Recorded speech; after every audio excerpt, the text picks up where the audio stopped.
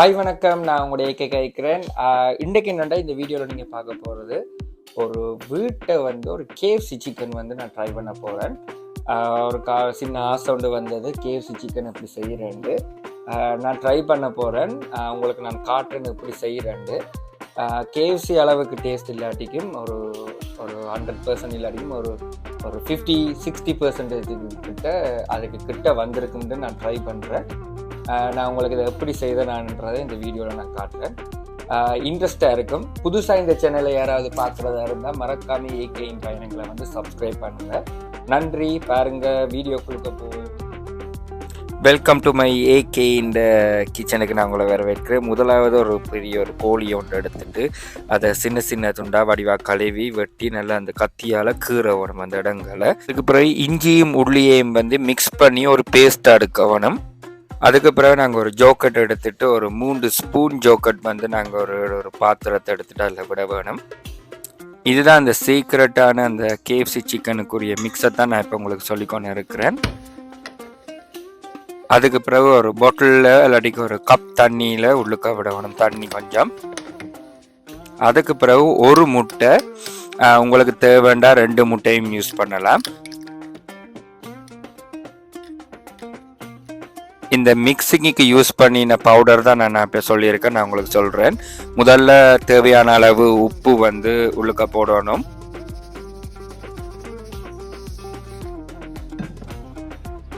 அதுக்கு பிறகு அரைச்ச சித்தல் மிளகாய், அதாவது மிளகாத்தூள் ஒரு தேவையான ஒரு 2 ஸ்பூன் அதுக்கு பிறகு மிளகாத்தூள் அதுவும் 1 ஸ்பூன் பிறகு நல்லா மிக்ஸ் பண்ணணும். அந்த பிளைண்ட் பண்ணுற மாதிரி நல்லா அந்த மிக்சிங் வர வரைக்கும் நல்லா மிக்ஸ் பண்ணணும். கட்டியாக இருக்கக்கூடாது.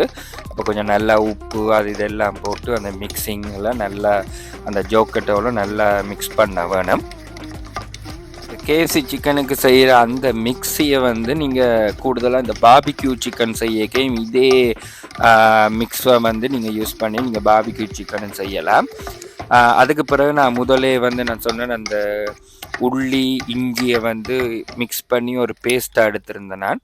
அப்போ அதை ஒரு கொஞ்சம் நேரத்தால் அதுக்கு பிறகு அந்த ஃபுல், அதாவது ஒரு 2-3 தேக்கரண்டி இஞ்சியையும் உள்ளியையும் சேர்த்து மிக்ஸ் பண்ணினதை மிக்ஸ் பண்ணிவிட்டு திருப்பி ஒரு 1 நிமிஷம் இல்லாட்டிக்கு 2 நிமிஷத்துக்கு அதை நல்ல வடிவாக திருப்பி அந்த ஃபுல் பேஸ்ட் எல்லாமே நல்லா அந்த இடங்களில் மிக்ஸ் ஆகிற மட்டும் மிக்ஸ் பண்ண வேணும்.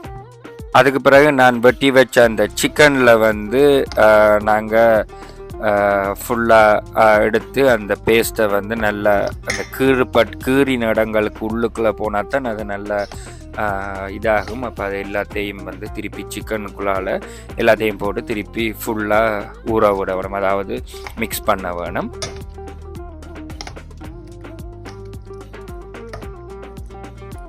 அந்த கேஎஃப்சிக்குரிய மிக்சிங் நான் செய்துட்டேன். அப்போ இதை முக்கியமாக நாங்கள் ஃப்ரிட்ஜில் ஒரு 3 ஹவர்ஸ், அதாவது 3 மணித்தியாலம் நாங்கள் மெரினேட் பண்ண வேணும். அப்போ ஒரு 3 ஹவர்ஸுக்கு கட்டாயமாக நீங்கள் வையுங்க, அதுக்கு குறைய வைக்க வேணும். 3 ஹவர்ஸுக்கு மேலே போனாலும் பிரச்சனை இல்லை. சரியாக 3 மணித்தியாலம் அந்த கூழில் இந்த இது ஊற விட வேணும்.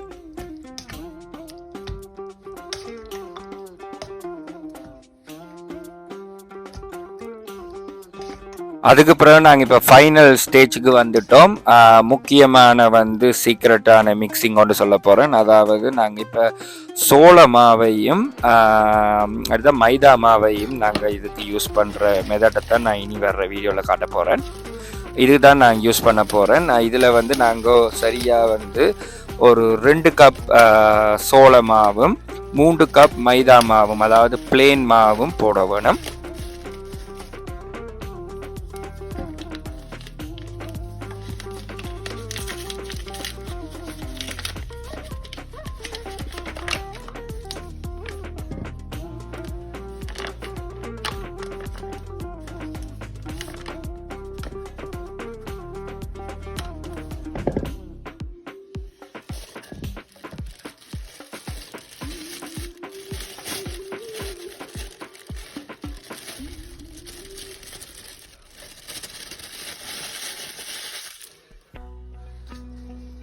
அதுக்கு பிறகு நாங்கள் தேவையான அளவு உப்பு போடணும்.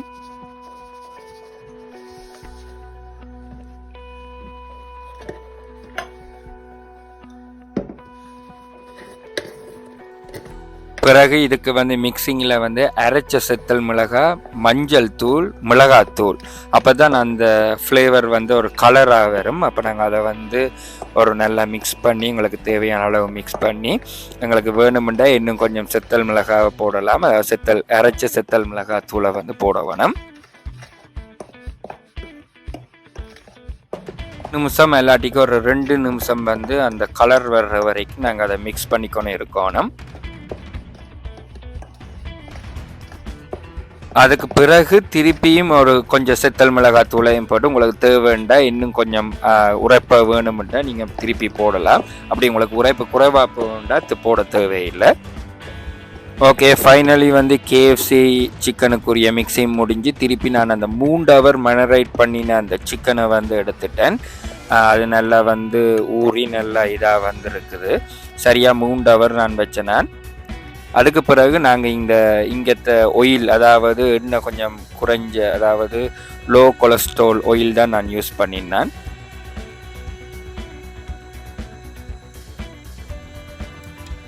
அது தேவையான அளவு நீங்கள் போடலாம். அதுக்கு பிறகு நாங்கள் முக்கியமாக இதில் செய்ய வேண்டியது என்னென்னா, நாங்கள் அந்த மிக்ஸ் பண்ணின அந்த ஃபுல் மாவையும் வந்து அந்த சிக்கனில் வந்து நல்லா வடிவாக ஃபுல்லாக படுற மட்டும் நல்லா பிரட்டிட்டு நீங்கள் ஒரு கப் வந்து ஒரு இதில் தண்ணி எடுத்து வைங்க. அதுக்கு பிறகு அந்த சிக்கனை வந்து நீங்கள் அந்த மிக்ஸ் பண்ணின சிக்கனை திருப்பி அந்த தண்ணி குழுக்களை போட்டுட்டு அந்த தண்ணியில் வந்து ஊறி இருக்கிற திருப்பி அதை எடுத்து அந்த மாவில் போடுங்க. அப்போ அதை வந்து திருப்பி அந்த இடங்கள்லாம் நல்லா திருப்பி ஃபுல்லாக பேஸ்ட் ஆகும். அந்த தண்ணியில் இருக்கிற அந்த இது வந்து மாவோடு சேர்ந்து நல்லா பேஸ்ட் ஆகி நல்லா இறுக்கமாயிடும். அப்படி நீங்கள் எல்லாத்தையும் மிக்ஸ் பண்ணி ஒரு பாத்திரத்தில் இல்லாட்டிக்கு ஒரு பிளேட்டில் வந்து எல்லாத்தையும் நீங்கள் செய்து வைக்க வேணும்.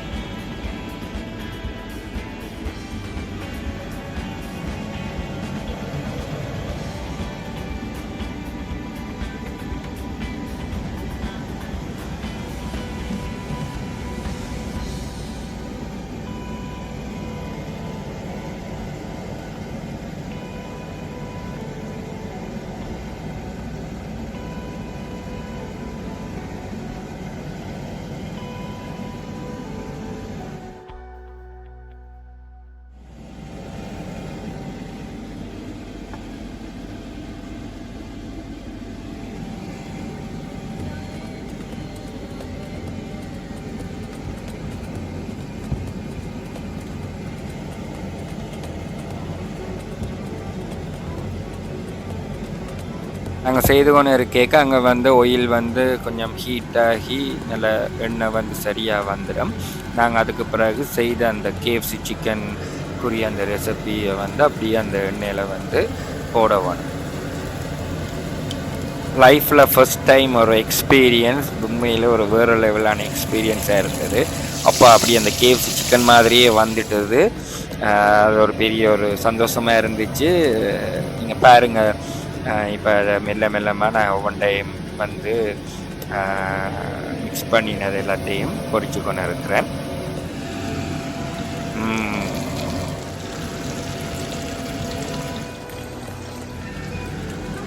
ஃபைனலாக கேஎஃப்சி சிக்கன் வந்து ரெடி ஆகிட்டுது.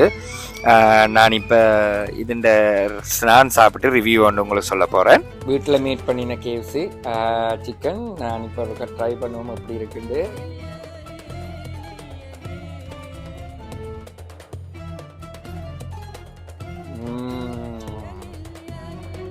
கேஎஃப்சி அளவுக்கு இல்லாட்டிக்கும் நல்லா இருக்குது.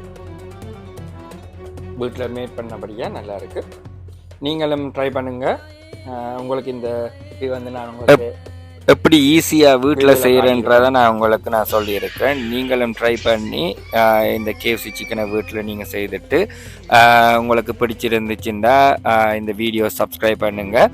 உங்களோட எக்ஸ்பீரியன்ஸை என்ன மாதிரின்ட்டு கமெண்டில் வந்து நீங்கள் எனக்கு மென்ஷன் பண்ணுங்கள். பார்ப்போம். நன்றி, வணக்கம்.